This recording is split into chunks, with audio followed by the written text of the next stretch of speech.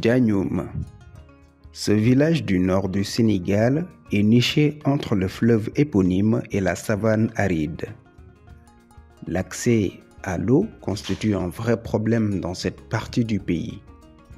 Un homme a cru pouvoir planter les gerbes d'un avenir vert et prometteur pour ses habitants. Mansour Ndiaye. Voilà la face de l'homme au cœur vert, directeur exécutif de Afrique verte et fertile Sénégal. Cette organisation d'appui conseil aux producteurs fait la promotion de l'agriculture associée aux arbres fertilitaires. Dans cette partie de la région de Saint-Louis est installée la maison de l'Artémisia dans la commune de Fanaye, département de Podor. Ici, les défis liés à la restauration des sols, à la maîtrise de l'eau, à la reforestation et à la préservation de la santé communautaire sont interconnectés.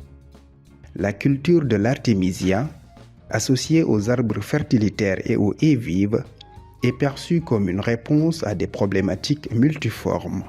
Nous sommes dans la vallée du fleuve, commune de Fanaye, village de Diagnoum, où se déroule actuellement un projet agroforestier que nous sommes en train de mettre en œuvre avec l'appui financier de la maison de l'Artémisia en France. L'objectif visé est la plantation d'arbres associés aux cultures, toutes les cultures.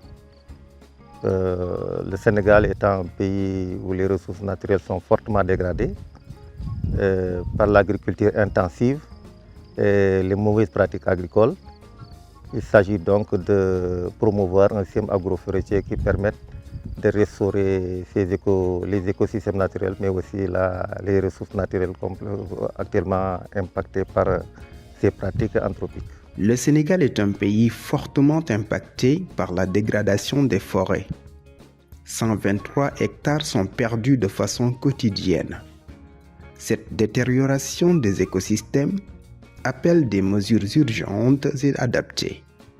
Mansour Ndiaye et son organisation sont déterminés à planter les idées salvatrices.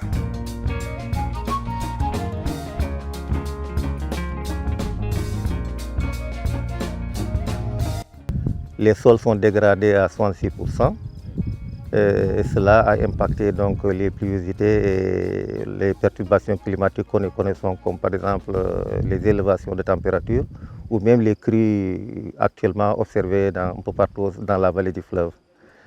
Il faut donc planter des arbres pour essayer de restaurer ces écosystèmes naturels, mais aussi de restaurer le climat. C'est la raison pour laquelle nous avons porté notre choix sur ces arbres-là, alors qui permettent assurément de résoudre ces questions-là, mais aussi qui permettent aussi, associés aux cultures, de cultiver sans engrais ni compost et de produire de manière durable donc, la préservation des écosystèmes naturels.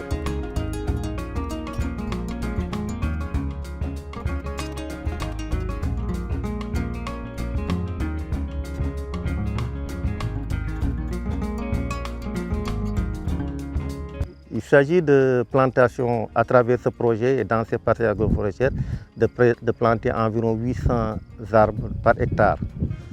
Ce faisant, cela permet de réduire la pression anthropique sur les forêts naturelles parce que désormais les populations bénéficiaires de ce projet vont pouvoir s'approvisionner à partir de leur propre parcelle. Approvisionnement en bois, approvisionnement en fourrage, approvisionnement en tout produit ligneux.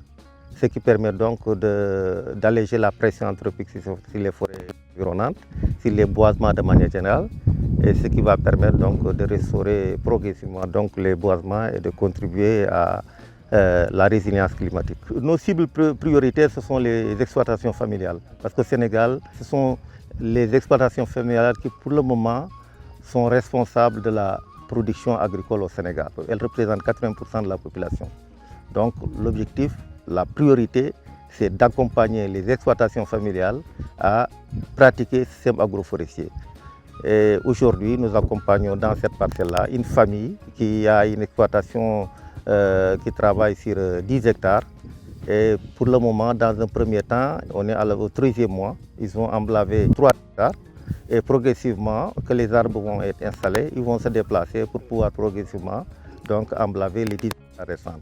L'objectif, c'est vraiment de proposer ce système agroforestier partout pour que partout, que 80% de la population que sont les exploitations familiales puissent adopter ce système et pouvoir l'appliquer de manière à permettre vraiment de développer durablement l'agriculture tout en préservant donc ses bases productives. L'une des techniques les plus révolutionnaires en termes de restauration et de revégétalisation des sols reste l'usage des arbres fertilitaires.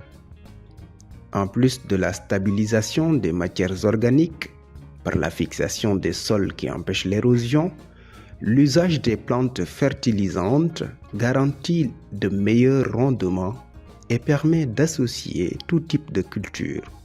Il faut tout de même faire preuve d'ingéniosité et de connaissances poussées. Mansour Ndiaye et son équipe s'en occupent avec passion.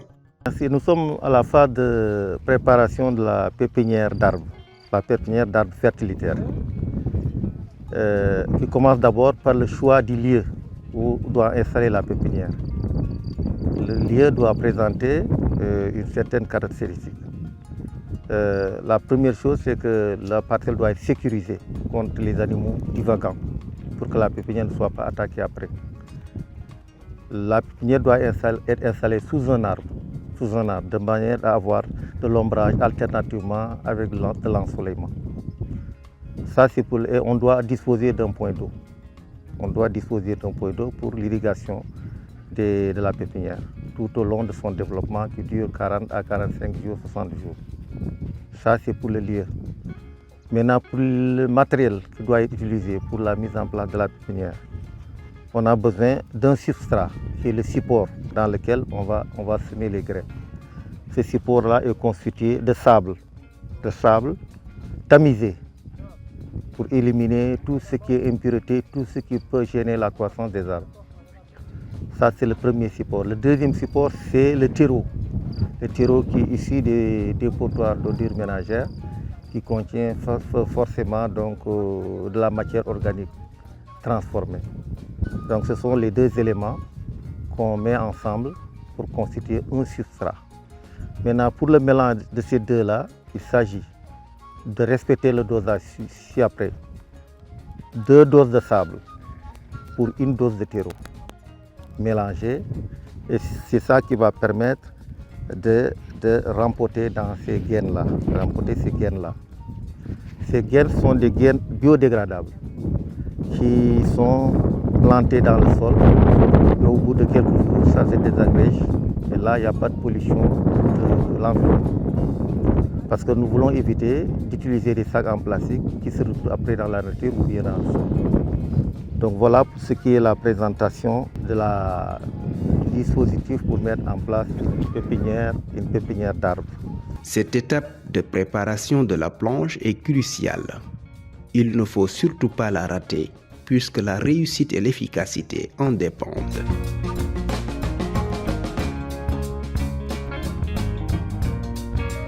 Il est également important de maîtriser la distance entre les arbres et le jumelage parfait entre ces plantes et les spéculations à y associer. Pour mettre en place une pépinière d'arbres fertilitaires, après le rempotage, c'est-à-dire l'atelier que nous venons de terminer tout à l'heure, nous allons passer à la mise en place de la planche et aussi à la mise en place de l'allumage des différentes gaines que nous avons eu à rempoter tout à l'heure. Donc pour mettre sur pied la planche qui doit abriter la pépinière, on a besoin d'avoir une planche qui est mesurée sur 1 mètre de largeur et la longueur est à l'appréciation de celui qui doit mettre en place la pépinière. Donc ici, nous avons 1 mètre sur 6 mètres, ce qui va nous faire une planche qui aura 6 mètres carrés. Maintenant, les gaines que nous avons remportées tout à l'heure vont être disposées dans la place suivant cette rangée-là que nous avons mis tout à l'heure.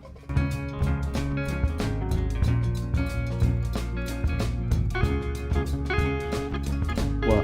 Et aussi, elles ne vont pas aussi les mettre de manière ramassée. Il faut suivre aussi l'agencement que nous avons eu à faire tout à l'heure là. Voilà. Les planches les différentes gaines remportées doivent respecter aussi une orientation, ce qui va nous permettre d'avoir des lignes droites à l'intérieur de la planche.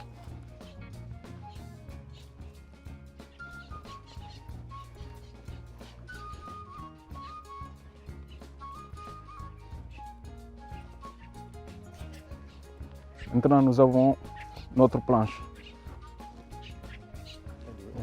On commence par le...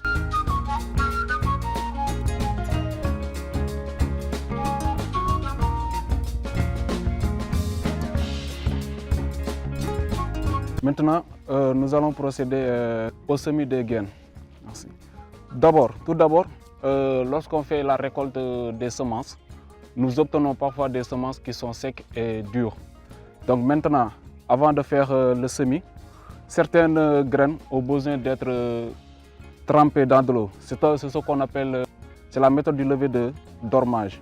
Il y a certaines graines, elles ont besoin d'être trempées dans de l'eau chaude après 24 heures, voire même 48 heures avant d'être semées. D'autres ont besoin d'un trempage de juste 48 heures, voire même 72 heures avant le semis.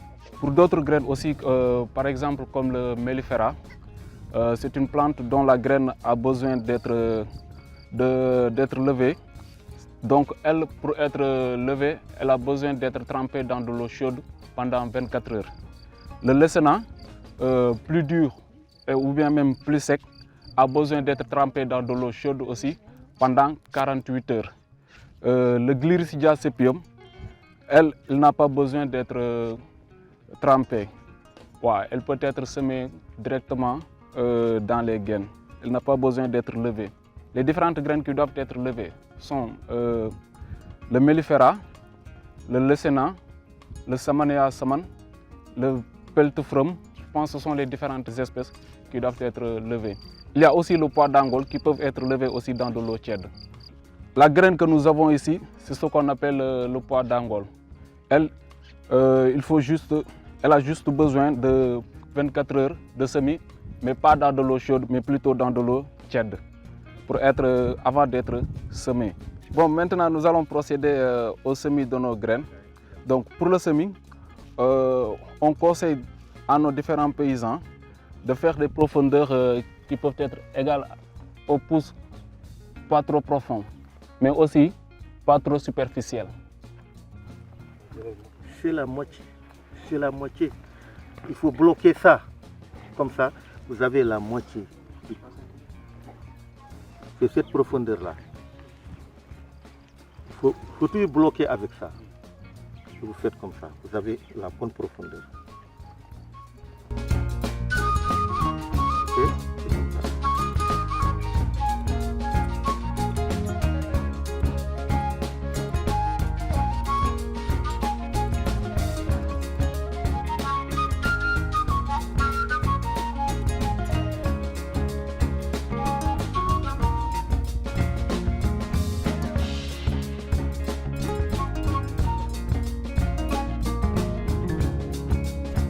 Donc nous venons de terminer le semis.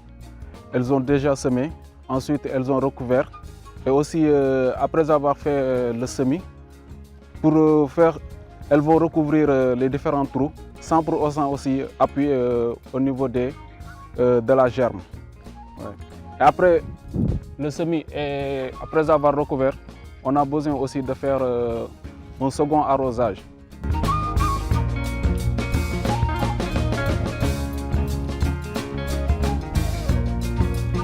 Ces mycorhizes vont chercher du phosphore dans le sol. Ces mycorhizes aussi jouent le rôle de gardien de la plante au plan sanitaire. Donc c'est des attentes antipathologiques des cultures. Ce sont ces mycorhizes-là qu'on va injecter au pied de chaque plant, chaque graine qui vient d'être semée. Ça c'est 2 grammes. Pour chaque plant, on va lui mettre tout autour du semis. Là, on va faire ça. La graine est là au milieu, on va faire ça.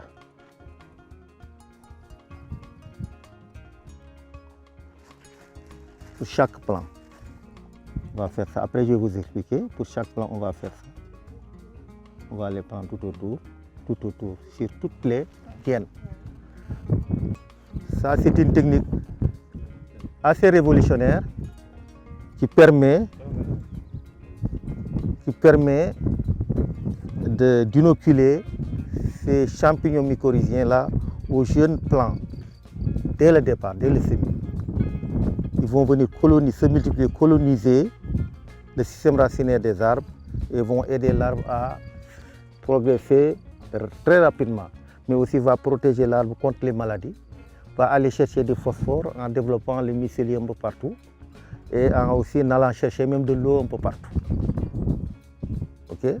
Donc nous voulons que les arbres se développent rapidement, mais que les arbres soient protégés des maladies, que les arbres puissent mobiliser autour d'eux du phosphore et aussi de l'eau et tout autre nutriment. Ça c'est une inoculation simple. Maintenant il reste un autre inoculum qui est le plus important, qui est un liquide. C'est un liquide, là aussi que nous avons acquis auprès des laboratoires communs de microbiologie à Dakar, les deux produits. Ces deux produits-là sont inoculés au sol. Donc on vaccine le sol de bactéries, ça c'est des champignons mycorhiziens qui sont cultivés, produits par le labo que nous achetons. Ça c'est des bactéries rhizobium, ça c'est des champignons mycorhiziens, le sable. Alors, les bactéries rhizobium sont appliquées chaque plant sous forme d'injection dans le sol directement, au poquet, à la dose de 2 cc. Ici, il y a 20 cc. C'est à raison de 2 cc par mois. On fait comme ça. On injecte. Je ne vois pas bien, mais je vais faire de l'après. On fait la même chose. On fait la même chose. Hop. Ça fait trop. On injecte. Voilà. Ici, nous avons inoculé l'arbre. On lui a injecté l'un des produits. C'est un produit solide, c'est du sable dans lequel on a cultivé des champignons mycorhiziens. L'autre, c'est du liquide dans lequel on a cultivé des bactéries rhizobium. Ce qui fait une double symbiose. C'est pourquoi les arbres que vous avez vus là-bas ont cette taille-là. Si on ne les avait pas inoculés, ils seraient peut-être à 1 mètre ou 1,50 mètre. Actuellement, ils font plus de 5 mètres. C'est parce qu'on les a inoculés. Parce que nous cherchons toujours à accélérer la vitesse de croissance des arbres. C'est des arbres qui sont conçus pour croître rapidement, mais en plus, si on les inocule, doublement de bactéries et de champignons, leur croissance sera beaucoup plus activée. Donc voilà pour ce qui concerne donc la mise en place de la pépinière et donc tout le processus. Maintenant, après le semis, après l'inoculation, chaque jour à 17 h, ils font l'arrosage jusqu'à 45 jours ou 60 jours pour que les arbres soient capables maintenant d'être transplantés dans la parcelle selon le plan d'aménagement que nous avons expliqué. Voilà, à partir de 45 jours, normalement, si tout va bien, on doit pouvoir procéder au repiquage, quelquefois même avant 45 jours. Actuellement, on les a formés, surtout les femmes d'Ara, même quand vous regardez nos sites, vous les verrez, on les a formés sur comment utiliser, comment inoculer.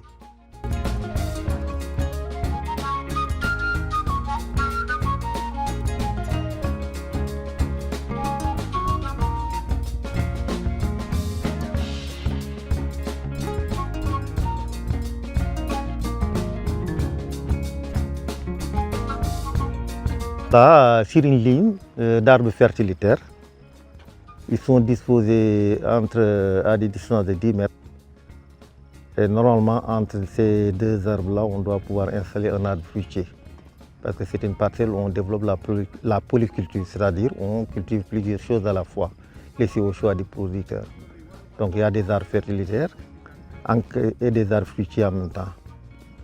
Et dans les couloirs, ces couloirs-là, il y a un autre rideau d'arbres fertilisés qui est là.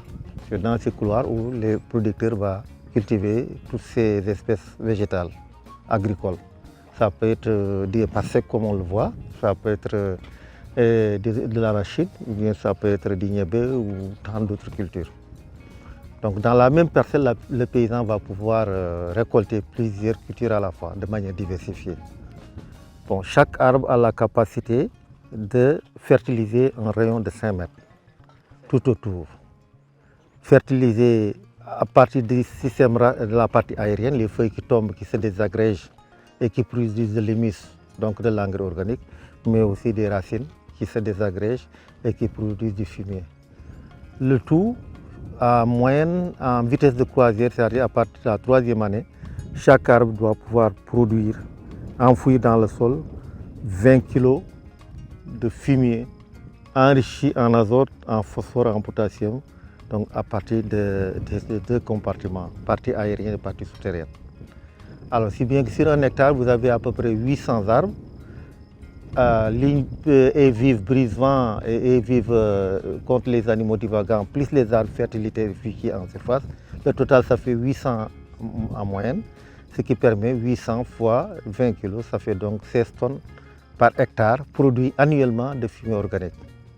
Alors par ces plantations agroforestières. Du coup, on est parti pour avoir une parcelle où on n'aura plus besoin d'utiliser de l'engrais organique, encore moins de l'engrais chimique.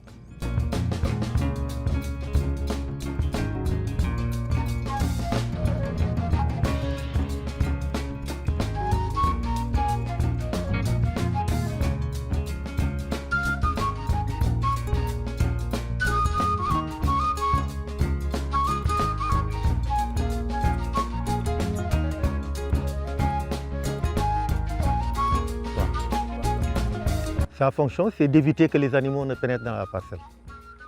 Voilà. Donc, normalement, d'ici quelques années, il peut même récupérer le grillage et le transférer ailleurs. C'est une double protection. Voilà. Ça, c'est une deuxième ligne. Ici, par exemple, c'est plus développé dans cette partie-là, dans cet arbre. Voilà, ici. Ça, c'est du Sedum siamia. C'est une autre espèce qui est installée à 1,50 m de la première, qui est installée sur une deuxième ligne périmétrale. Les arbres ici sont distants de 2 mètres, tandis que là-bas c'est distant de 2 mètres. Alors si bien que là sur un hectare tu as 200 par hectare, donc si c'est 3 hectares tu as 200 fois 3, ça fait 600. Alors que là-bas si à 200 tu as 400 fois 3, ça fait 1200. Alors la fonction de cette deuxième ligne là, c'est qu'on est dans une zone où les vents sont très violents.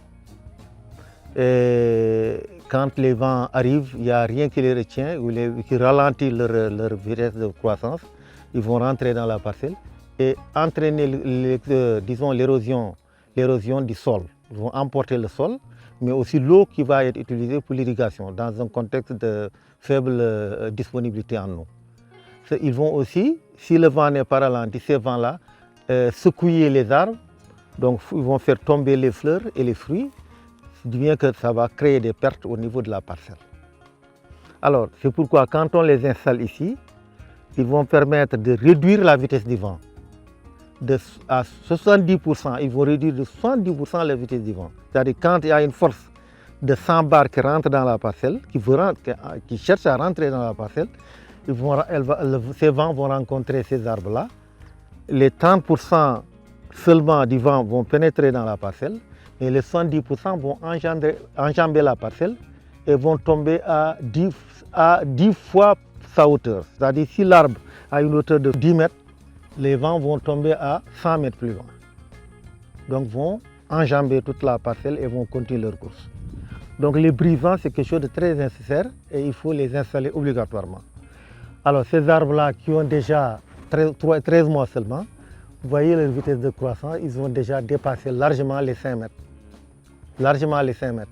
Donc normalement, dans 2 ans, ils vont avoir 10 mètres de hauteur ou 7 mètres de hauteur. C'est des arbres aussi fourragères. C'est des arbres fourragers, c'est des espèces fourragères qui peuvent être consommées par les animaux, mais c'est des espèces qui produisent du bois et c'est du bon bois qui a une forte capacité calorifique. Bois de charbon, bois de chauffe, ou bien même des perches pour faire des cases ou bien pour faire des habitations. Donc voilà ce que nous proposons. parce que c'est une zone exposée au vent, il faut nécessairement installer ces brise-vents. D'ailleurs, c'est valable partout au Sénégal. Ces femmes viennent du village de Dar es Salaam et Ndiourkali pour assister à la formation. Elles sont conscientes de l'importance de ce programme.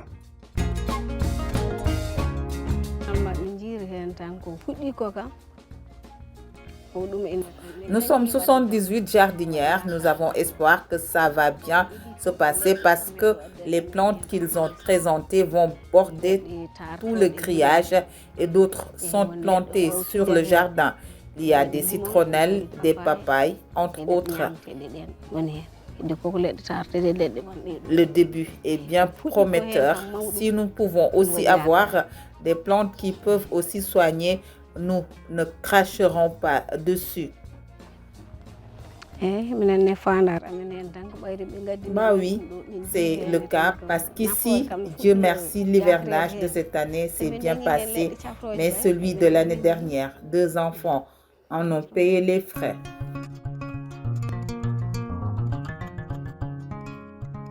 S'il est certifié que les arbres fertilitaires jouent un rôle primordial dans la restauration des sols, leur apport nutritif pour les cultures est indéniable.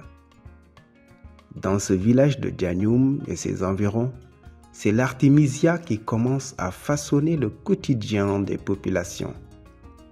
Cette plante séculaire aux multiples vertus a dû faire un long voyage des méandres d'Asie aux sinuosités d'Afrique. Ici, même si l'on ignore toute son histoire, on maîtrise tous ses bienfaits. L'artémisia, c'est une plante originaire d'Asie. Quand je dis originaire d'Asie, c'est surtout l'artémisia annua, l'espèce annua. Mais pour l'artémisia afra, il est originaire d'Afrique. Bon, l'artémisia, on en compte près de 400 espèces. Et c'est cultivé depuis des siècles en Asie pour lutter contre le paludisme. Bon, aujourd'hui, il a été prouvé que l'artémisia, au-delà de la protection contre le paludisme, pouvait régler aussi la question liée à certaines maladies comme la bilharziose dans la vallée du fleuve ici, ou dans la région de Kolda, ou peut-être même dans la région de Kédougou. Les techniciens de Afrique verte et fertile partagent leur savoir-faire avec les apprenantes du jour. Aujourd'hui, nous sommes là pour vous montrer comment réaliser une pépinière d'artémisia. Pour ce faire, il faut du matériel, du contenu semencier. Après avoir réuni ce matériel, il faut remplir les plateaux d'alvéolés avec du terreau. Maintenant, il faut tasser, bien tasser pour éviter des poches d'air. Il ne faut pas aussi trop tasser pour que ça soit compact. Une fois cela fait, des études ont montré qu'il faut une certaine propulsion pour avoir une meilleure germination des semences. Il nous faut 40 grammes de contenu sémencier. Là, on parle de contenu sémencier parce que les graines de l'artémisia sont invisibles à l'œil nu. Et on va les mélanger avec du sable bien tamisé. La quantité du sable doit être égale à 250 grammes. Le contenu mélangé, c'est ce qui va être semé. Le semis se fait à la volée, au bout du doigt, pour éviter le passage unique du sable. Comme on a dit, le contenu semencé est léger, ça peut être emporté par l'air. Donc il faut bien semer à la volée au bout du doigt. Puis on brumise. L'eau permet tout simplement de garder intact le mélange, pour éviter que l'air emporte ce mélange. Maintenant, on va amener les plateaux au niveau de la serre. Comme j'ai dit, ici on n'a pas de serre, mais on a trouvé une alternative. Nous allons mettre une toile pour déposer les plateaux, pour vous montrer comment se fait l'arrosage.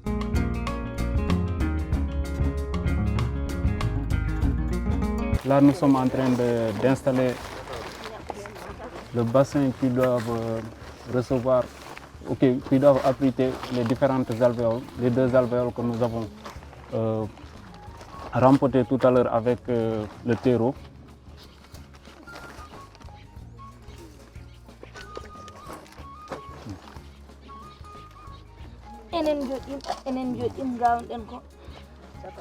Là, c'est pour assurer l'arrosage parce que la pépinière d'Artemisia, l'arrosage se fait par capillarité. On n'arrose pas en haut. Après brémisation, on n'arrose plus en haut puisque les particules, les contenus semenciers aussi sont trop petites et trop fines. On veut éviter aussi de les arroser de manière versée pour éviter de perdre l'ensemble des semences qui peuvent causer aussi une toute petite germination. Au lieu d'avoir une germination générale, on va avoir une germination moyenne. Donc pour assurer une bonne germination, on est obligé de faire l'arrosage capillaire pour ne pas déplacer les graines. Donc à ce stade, on est en train de faire l'arrosage. Une fois le sol mouillé, l'eau doit atteindre aussi une certaine quantité. C'est-à-dire ça ne doit pas dépasser ce niveau-là et ça ne doit pas aussi être plus bas que ce niveau. Donc à chaque fois aussi, le paysan est obligé de venir faire la vérification pour regarder le niveau d'eau. Ouais. Donc une fois que le niveau est en train de baisser, ils doivent augmenter de l'eau. Et si toutefois aussi il vient aussi et il voit que l'eau a dépassé ce niveau-là, il doit aussi en ce moment retirer un peu d'eau pour pouvoir niveler l'espace et avoir aussi un arrosage simple et bon marché. Voilà. On utilise le moustiquaire là. Pourquoi est-ce qu'on utilise le moustiquaire? Voilà.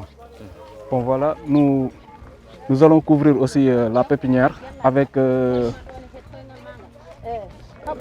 moustiquaire pour éviter aussi que la pépinière ne soit attaquée par les différentes, soit par les mouches ou bien aussi par les ratons, ouais. Ou bien même les lièvres aussi, qui sont tout le temps, voilà. Voilà, exactement, ça sert de serre. Et en même temps aussi, ça va nous permettre aussi de diminuer aussi l'ensoleillement.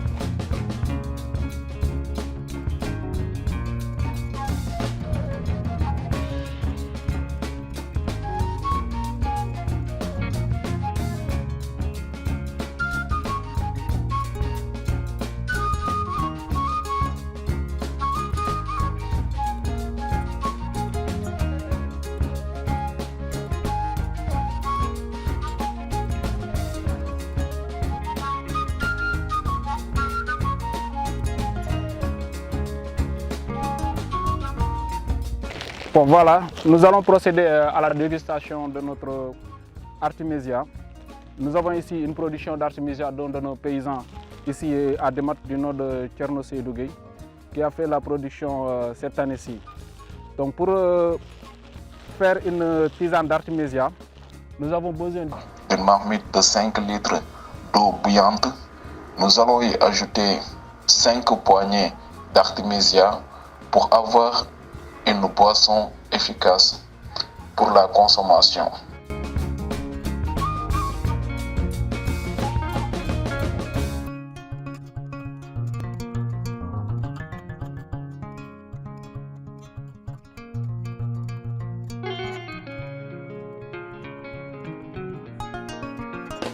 L'Artemisia participe à la préservation et même au traitement de certaines maladies. Ces pathologies impactent la productivité des paysans, mais notre tisane est un remède efficace.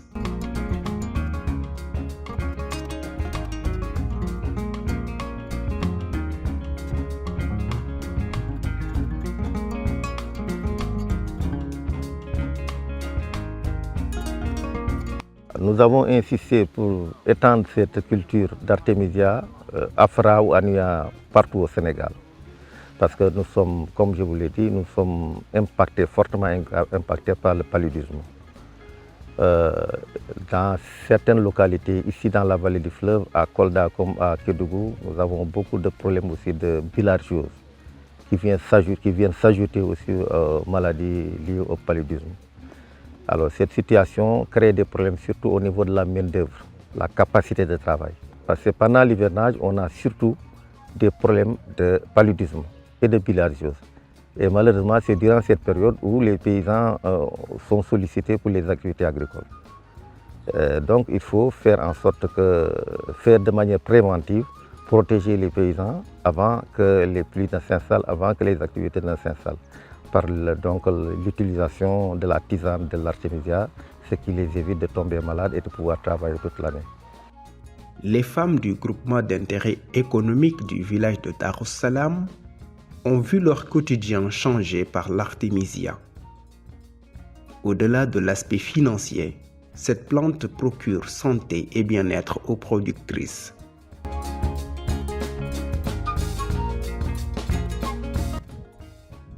Nous, femmes du groupement de Dar es Salam, sommes venues répondre à cette invitation au nom du groupement.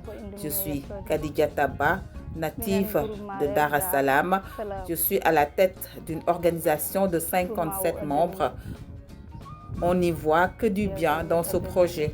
Cette pharmacopée est très utile et nous avons demandé à toute personne atteinte de bilharziose ou de paludisme de venir en acheter et de les utiliser. Nous vendons le sachet à 500 francs et toute personne qui en a pris est revenue nous faire part de sa satisfaction, notamment quelques-uns qui avaient des problèmes de dos. Ils ne pouvaient pas marcher correctement.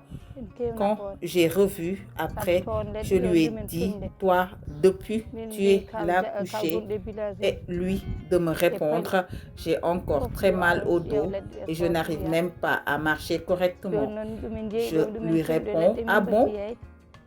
Tu as mal au dos? Écoute, nous ne sommes pas des médecins, mais la bilharziose peut être aussi à l'origine de ce mal de dos. Alors, va acheter un sachet et reviens l'utiliser. Il faudra juste bouillir de l'eau et faire une infusion, puis laisser refroidir et commencer à boire jusqu'à la fin de la journée. S'il n'y a aucune amélioration demain, tu poursuis et si cela ne sert à rien, tu arrêtes. Quand je suis retournée le voir, voilà ce qu'il me dit d'emblée. Maintenant, je me sens très bien, Dieu merci, et je vais même puiser de l'eau au robinet. C'est dire que cette pharmacopée est d'une grande utilité. Nous avons réparti la vente et nous ne la rendons pas difficile aux clients. Nous expliquons à chaque fois l'utilité du produit et surtout d'être rigoureux dans la prise.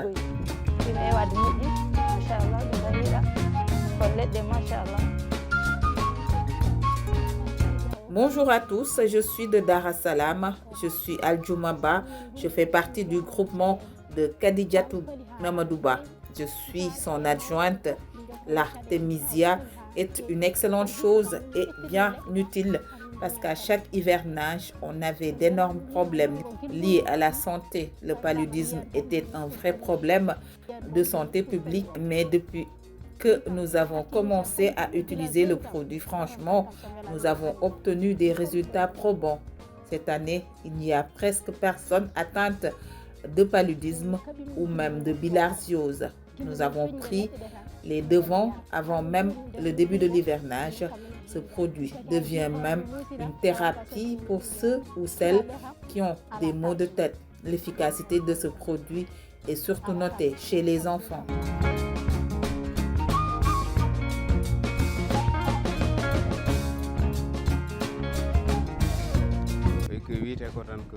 Comme vous le savez sans doute, l'artémisia est une plante exceptionnelle. C'est une plante qui soigne le paludisme et bien d'autres maladies. Il y a des gens qui viennent ici souvent pour se soigner et quand on leur fait la tisane de l'artémisia, ils se sentent beaucoup mieux. Donc M. Dianogué profite de cette occasion encore une fois pour remercier M. Diaye et toute son équipe en leur souhaitant également un bon retour dans leurs familles respectives. Le réseau de la Maison de l'Artémisia est composé de plusieurs spécialités. On y retrouve des techniciens, des scientifiques, des chercheurs qui œuvrent tous pour la promotion des plantes médicinales. Ils cherchent à préserver et à renforcer la santé humaine, animale et de l'environnement. De plus en plus de villages qui ont découvert cette magnifique plante sollicitent le soutien de Afrique verte et fertile. Ces requêtes posent le problème de la disponibilité des moyens humains, techniques et financiers. L'Artemisia annua et l'Artemisia afra. Ce réseau est composé de plusieurs spécialités, des techniciens, des scientifiques, des universitaires, des chercheurs qui tous œuvrent pour la promotion des plantes médicinales, cherchant à assurer donc la santé humaine, animale, mais aussi la santé de l'environnement. Il est présent dans 28 pays et accompagne 130 maisons de l'Artemisia dans ces différents pays-là, dont le Sénégal. Bon, depuis 5 ans, sinon plus de 5 ans, il y a une maison de l'Artemisia qui est créée. C'était hors du réseau, qui s'appelle Relais, qui travaille dans la zone de Tivaouane, et qui font la culture et la transformation. Mais pour nous autres, c'est depuis 2023 que nous avons commencé à travailler avec la maison de l'Artemisia en agroforesterie. Parce que jusqu'ici, la culture de l'Artemisia se faisait hors de système agroforestier. C'est-à-dire qu'on utilisait de la fumure organique pour fertiliser les cultures d'Artemisia. Et nous, ce que nous proposons au niveau de notre organisation Afrique verte et fertile, AVF, c'est d'intégrer la culture de l'Artemisia dans les exploitations agroforestières. Ce qui permet de produire de l'artémisia sans pour autant avoir besoin d'aller chercher du compost ou de la fumure organique d'origine animale qui quelquefois pose un problème d'accès pour développer ça à grande échelle. Nous intervenons depuis l'année passée, depuis 2023, dans 2 régions, les régions de Kolda et Saint-Louis. Pour Saint-Louis, nous sommes actuellement dans la commune de Faray, c'est là où nous sommes installés depuis donc, 2023. Et dans plusieurs villages, après une dizaine de villages. C'est vrai que d'année en année, chaque année, il y a des paysans, il y a des villageois, de nouveaux villages qui souhaitent adhérer à ce projet-là, être accompagnés. Pour Kolda, nous intervenons dans 2 communes. Les communes de Djalambéré, dans le département de Kolda, et les communes de Mampatim, toujours dans le département de Kolda. À l'origine, l'objectif c'était de réaliser 2 maisons de l'Artemisia seulement. À Fanaï, ici, et à Kolda, à Djalambéré, dans la commune de Djalambéré. Mais vu et ayant appris l'intérêt de la culture de l'Artemisia, d'autres communes ont sollicité donc notre appui pour qu'ils puissent bénéficier que les populations puissent bénéficier de la culture de l'Artemisia. C'est ainsi que nous avons accepté donc la commune de Mampatim. Il y a d'autres communes qui continuent à nous solliciter, mais on ne peut pas satisfaire tout le monde parce qu'on est limité par des moyens financiers, c'est-à-dire qu'il faut aller les accompagner, il faut former en agroforesterie, c'est-à-dire en plantation d'arbres, en pépinière d'arbres, sur tout le processus de mise en place d'une parcelle agroforestière, mais aussi il faut accompagner dans la mise en place aussi de la culture de l'artémisia, de la pépinière jusqu'à la plantation. Et ça demande des moyens pour que les agents de proximité qui sont sur le terrain puissent faire ce travail-là. L'équipe de Mansour Ndiaye a bouclé une campagne de plusieurs jours dans le nord du Sénégal. Elle est arrivée avec l'envie d'apporter une réponse durable aux défis imposés par la nature en réaction à l'action de l'homme. Et c'est sur l'homme, cet être doué de raison et de discernement, que l'équipe compte s'appuyer pour redonner du souffle à la nature et de l'espoir à l'humanité. Cet espoir par les plantes et pour les humains semble si lointain. Pourtant, ces techniciens sont loin d'avoir le moral bas.